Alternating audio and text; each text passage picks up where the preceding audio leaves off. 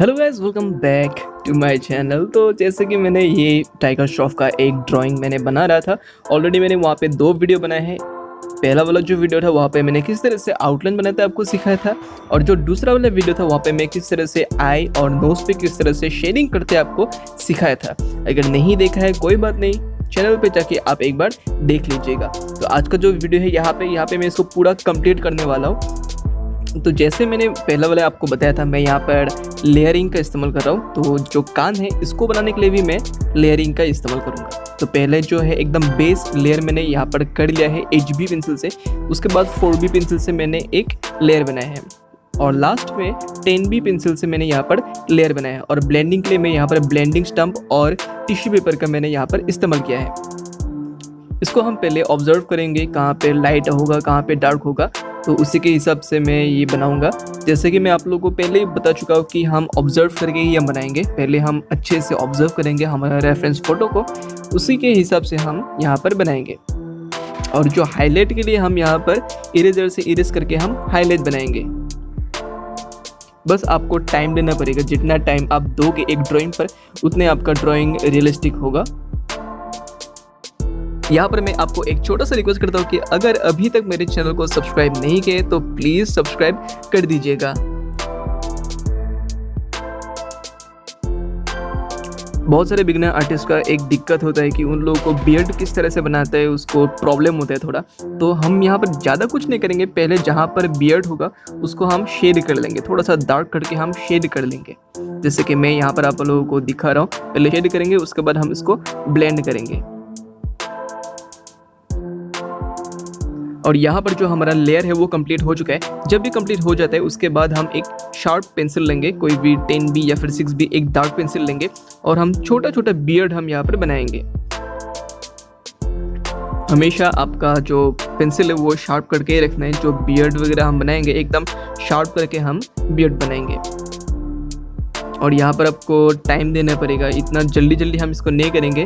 मैं यहाँ पर थोड़ा सा फास्ट फॉरवर्ड कर देता हूँ क्योंकि वीडियो बहुत लंबा हो जाएगा। अगर मैं इसको रियल टाइम में करूँगा तो बहुत लंबा हो जाएगा। तो बस कुछ नहीं करना है, पहले हम एक लेयर बनाएंगे, उसके बाद हम बियर्ड बनाएंगे। एकदम छोटे छोटे करके हम डॉट डॉट जैसा हम यहाँ पर बियर्ड बनाएंगे।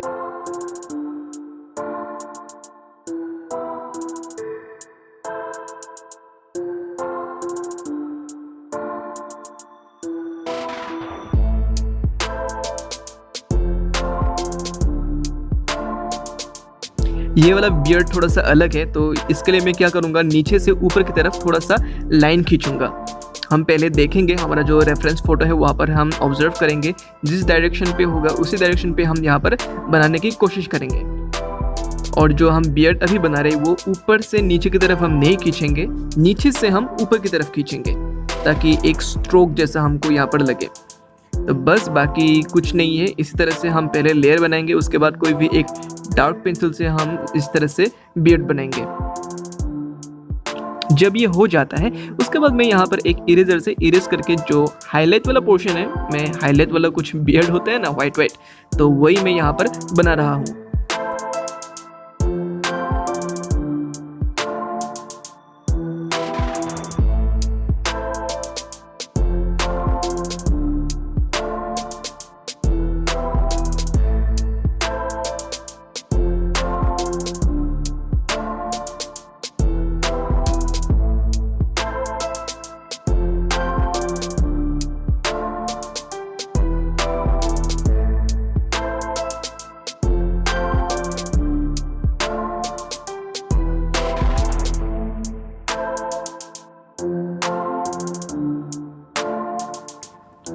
और यहाँ पर जो हमारा बियर्ड है वो कंप्लीट हो चुका है। अब हम इसका हेयर बनाएंगे।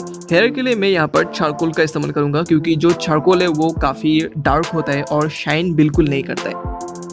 बहुत सारे बिगिनर आर्टिस्ट को मैंने देखा है कि वो ग्रेफाइट का इस्तेमाल करता है।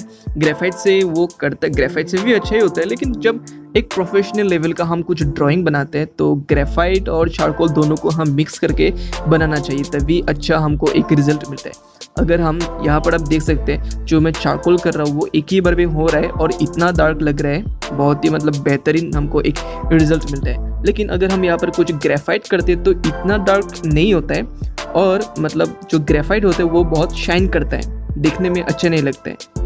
और अच्छे से इरेज भी हम नहीं कर पाते। तो बेहतर होगा कि आप हेयर हो या फिर जहाँ पर भी हो डार्क पोर्शन, उसके लिए आप चारकोल का इस्तेमाल करें। अब यहाँ पर मैं इरेज करके हेयर बना रहा हूँ। शायद आप लोगों को यहाँ पर अच्छे से नहीं दिख रहा होगा। चारकोल को हम अच्छे से इरेज भी कर पाते हैं। अगर हम इसको ग्रेफाइट से करते तो हम अच्छे से इरेज नहीं कर पाते और बहुत ही दिक्कत होता है जब हम ग्रेफाइट से बनाते हैं। बाद में मैं एक यहाँ पर चारकोल पेंसिल से जो डिटेल वाला कुछ हेयर होता है उसको मैं बना रहा हूँ। मैं यहाँ पर एक कैमलिन का सॉफ्ट चारकोल पेंसिल का इस्तेमाल कर रहा हूँ। ये काफ़ी अच्छा चारकोल पेंसिल है, बहुत ही सॉफ्ट है और अच्छे से मिक्स भी हो जाता है। हमारा जो फेस है वो कंप्लीट हो चुका है। बाकी बस नीचे वाला हिस्सा है वो भी हम यहाँ पर कर देंगे। पहले हम एक लाइट लेयर हम बनाएंगे, उसके बाद जहाँ जहाँ पर डार्क शेड होगा उसको हम ऑब्जर्व करेंगे। उसी के हिसाब से मैं यहाँ पर 4B पेंसिल से बना रहा हूँ। उसके बाद मैं यहाँ पर एक 10B पेंसिल से बाकी का हिस्सा भी यहाँ पर शेड करूँगा।